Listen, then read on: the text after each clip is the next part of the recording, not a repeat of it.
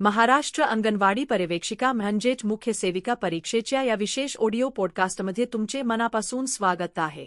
आज आपण आपल्या अभ्यासक्रमातील एक अत्यंत महत्त्वाचा विषय पाहणार आहोत, तो म्हणजे मानवी विकास आणि बालकांच्या वाढीचे टप्पे। एका मुख्य सेविकेला अंगणवाडीतील बालकांच्या आरोग्याची आणि त्यांच्या विकासाची काळजी घ्यावी लागते, त्यामुळे हा विषय परीक्षेसाठी आणि प्रत्यक्ष कामासाठी सुद्धा खूप महत्त्वाचा आहे।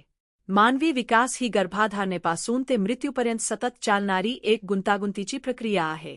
बालकांचा विकास होत असताना प्रामुख्याने 4 महत्त्वाचे पैलू दिसून येतात।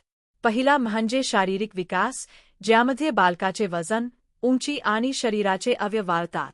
दुसरा आहे हालचालीचा किंवा कारक विकास, ज्याला आपण मोटर डेव्हलपमेंट म्हणतो।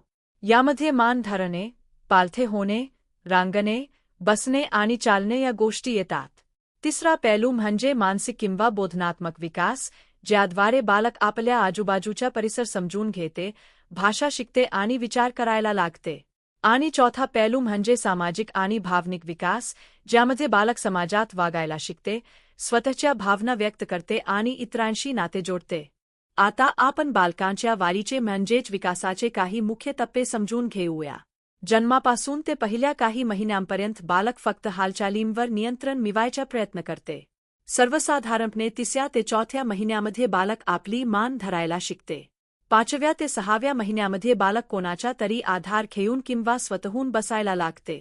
8व्या ते 9व्या महिन्यामध्ये बालक रांगू लागते आणि वस्तूंचा आधार घेऊन उभे राहण्याचा प्रयत्न करते। साधारणपणे पहिल्या वर्षाच्या शेवटी म्हणजेच 12व्या महिन्यापर्यंत बालक स्वतंत्रपणे किंवा कोणाचा तरी हात धरून पावले टाकायला म्हणजेच चालायला शिकते। भाषेच्या विकासाचा विचार केला तर 6व्या महिन्यापर्यंत बालक वेगवेगळे आवाज काढायला लागते।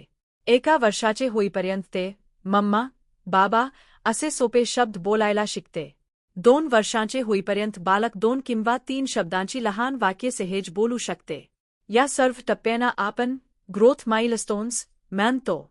जर एखाद्या बालकामध्ये हे टप्पे योग्य वयात दिसून आले नाहीत, तर त्याला डेव्हलपमेंटल डिले म्हणजेच विकासातील विलंब म्हटले जाते।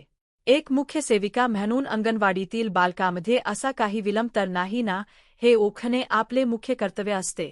मित्रांनो, तुम्हाला या विषयाबद्दल काही शंका असतील किंवा काही प्रश्न असतील, तर ते कमेंट सेक्शनमध्ये नक्की विचारा।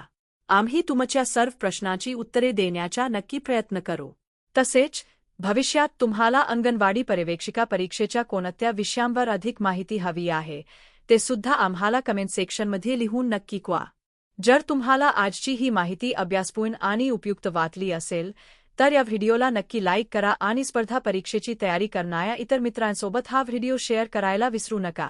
अशाच प्रकारच्या इतर महत्त्वाच्या विषयांच्या अपडेट्ससाठी आमच्या चॅनलला आत्ताच सबस्क्राईब करा।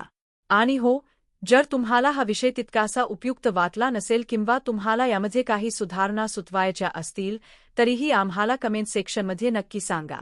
तुमचा प्रत्येक अभिप्राय आणि फीडबॅक आमच्यासाठी खूप महत्त्वाचा आहे।